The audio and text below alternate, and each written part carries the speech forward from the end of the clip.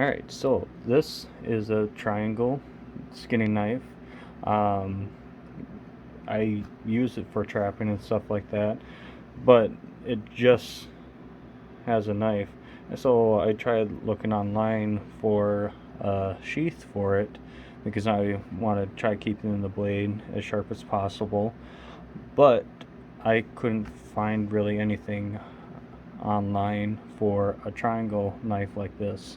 So I looked up how to try making a sheath for custom knives, and I came across a video that used some PVC pipe. This is just some 3/4 inch PVC pipe, 10-foot piece would probably cost you about $5-6 or something like that, and you could make quite a bit of them if you wanted to. So what I plan on doing with it is to cut it to length. I plan on just going down to right there or so and have a little bit over the handle, and what that's going to do is hopefully it will lock it into place when I holster it. And when I get that cut, I'm gonna put it into this little toaster oven. I got this toaster oven from Hope Gospel, and it only was like $6. Heck of a deal. And the nice thing about that is if it takes a crap on you or you destroy it for some reason, you can just go back to whatever bargain center or charity place that you are around, or somebody's just throwing it out. You just get one of these bad boys and then you set it in there, and I like to set it at 275 or so, and it doesn't matter what time, how long you put it in, because you want to stay by it. And when you do that, you want to make sure that when it starts to curl up a little bit, that is the time that you want to take it out, because if you let it go in there for too long, it will just start burning around the edges, and you don't want to do that. And the reason why you want to have it at 250 is, or 300, 250, 300 or something like that, just so that it's pliable. If you go any more, it will just burn before it even gets pliable. But once it gets done with that, I come over here, grab a pair of scissors, and then you're just gonna snip it right in half. And after you get it snipped in half, you could possibly just throw it back in there and let it warm back up and fit around the sheet, around the knife.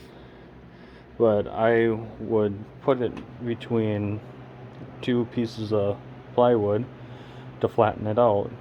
I don't know if that helps, but I saw somebody else do that and it worked out great for them.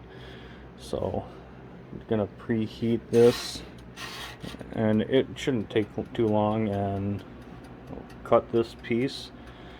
And once that thing is somewhat preheated, and I will show you what I will do after that. So now that I got it in there, I just gotta sit in here for a little bit and just watch it. And you can kind of see that it's already starting to form up a little bit, roll up. That's what you want. And again, if you lay it in there too long, it will start to burn too easily. And yeah, it's really starting to come up now. It'll burn really easily, and then it would stick to your oven, and that's something that you probably don't want to have happen. But once you do that, I will show you what to do after that. 1 second. Just take your scissors and then you just cut right through it. just like that. And it is a little warm too, so if you want you can wear some gloves. And I'm just gonna stick it back into the oven like that. Push it back into there, and then you can kind of see it it wants to go back to its original position and stuff like that. Well, that's okay. You can just let it go for a little bit longer, and then once you do that, you get that thing ready. You take that out, lay it down. It's a little hot. And then just get it around, and then just sit on there until it cools off. And it usually doesn't take that long. I do this method because, like I said, I seen the other guy just flatten it out because he thinks it might have been more easy to fold over instead of trying to get your knife in there already, and just a lot of hassle or something like that. So in that short amount of time, should have cooled off. Yep, pretty solid. So, and it's just like paper thin or something like that. And then you put it back in there, wait a little bit longer.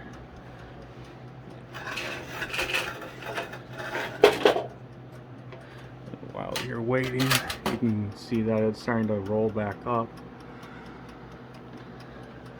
And then what I like to do, once I see it getting ready, I get my two boards back into place.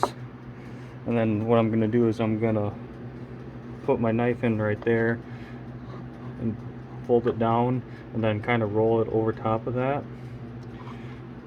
And I will show you guys what I will do after that, or what it will kind of look like. So this is what the finished product kind of looks like. See that it kind of locks into place. You won't ever really hear a locking sound off of it, but it will hold your knife in place. You just make sure that you're not trying to pull it out of something. If you want to, you can try making like a little latch off of it so that you can hold it down, hold it tight. I don't know if that would work, but I just throw it into a place where I can easily grab it, and yeah. And then what I plan on doing is, since the knife, you can kind of see it a little bit where the tip is, so I'm going to come down a little bit, and I'm going to be drilling some holes, like maybe one or two, two holes or something like that. And I'm gonna rivet these pieces together. The reason for that is because if you were just to leave it like this, your knife could possibly come back through. Will be difficult and stuff like that, but yeah, I just don't like that at all. So I'm gonna drill some holes and then rivet it, and I'll show you what to do after that. So got my rivets in there. First one didn't go as planned, so just bent it back and forth and got it out, and there is a little bit of a indent right there, but no need to worry about that, because after that you can basically just follow this, and then you can just grind it off with a bench grinder, or if you have a regular grinder, you can just grind that off. You can draw a line, or just go to your desired look. I'm just gonna start up here, and then just have a little bit of extra plastic right here, and then come down and around, and yeah, smoothing everything out just so that there isn't this rough edge on it. And then you could leave it as is, or you could paint it. It doesn't matter. I'd prefer to paint it just so that it doesn't show that in it. Makes it look a little bit better. Alright, so this is what I decided to do. I tried taking the edge off this as much as possible, and yeah, there's going to be a little bit of a hole in there. Probably could have done a little bit better, but